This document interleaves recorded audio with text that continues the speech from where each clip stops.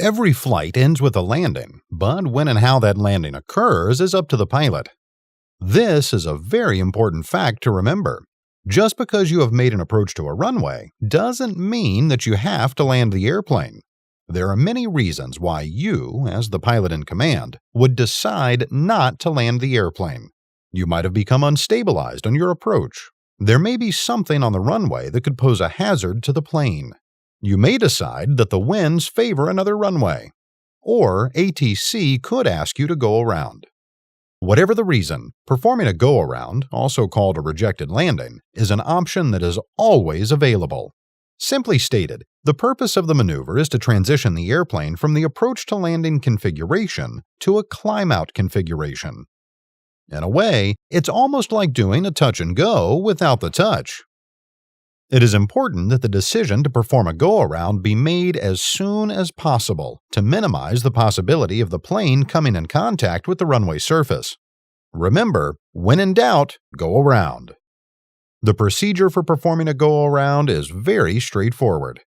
The approach must be safely broken off and a climb established. You do this by simultaneously pitching for VX or VY, making sure the mixture is full rich, and applying full power. The flaps will also need to be gradually retracted. Be careful not to pitch up too much or too quickly. If the plane was properly trimmed for the approach, it will want to maintain the airspeed it was flying. As you add power, you will need to apply forward pressure on the yoke until you adjust the trim. Otherwise, the plane will have a tendency to pitch up rather aggressively.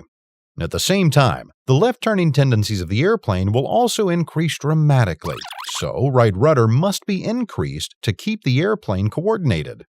Once all of those steps have been performed, you should call out, "Going around." Another reason the airplane's pitch should not be increased too rapidly is because of its proximity to stall speed. Too rapid a pitch increase could put the airplane dangerously close to the critical angle of attack. The last thing you want to do is stall the plane close to the ground. Smooth, positive control inputs anytime you are close to stall speed will help you avoid an inadvertent stall.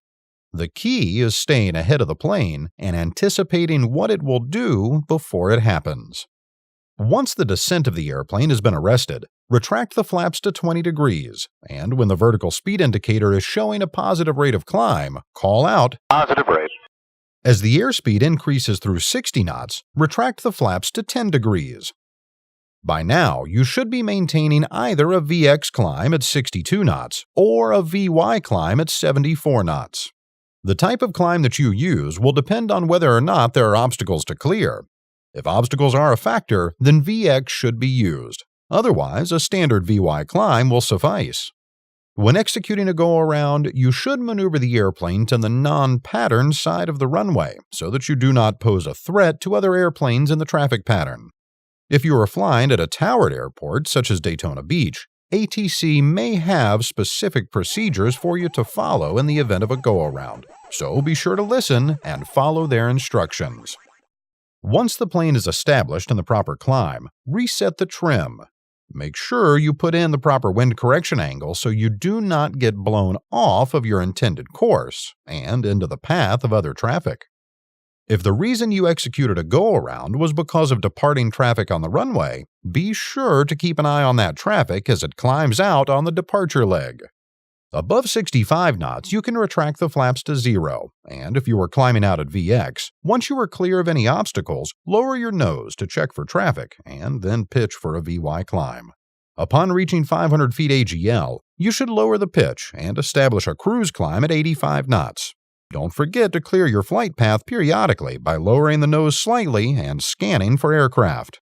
If you are remaining in the traffic pattern, make your turn to crosswind 300 feet below traffic pattern altitude, or when ATC advises you to turn. If you are at a non-towered airport and departing the pattern, make a call announcing your intentions, perform the appropriate departure procedure, and complete the climb checklist after climbing through 1,000 feet AGL. If you're at a towered airfield, follow the instructions of ATC and complete the appropriate checklists as required. The decision to make a go-around should never be looked at as a failure on the part of the pilot. Instead, it demonstrates the pilot's ability to exercise good aeronautical decision-making. Anytime you are not comfortable with your approach, you should not continue it. The runway is not going anywhere, and another trip around the pattern will only provide you one more chance to hone your traffic pattern skills.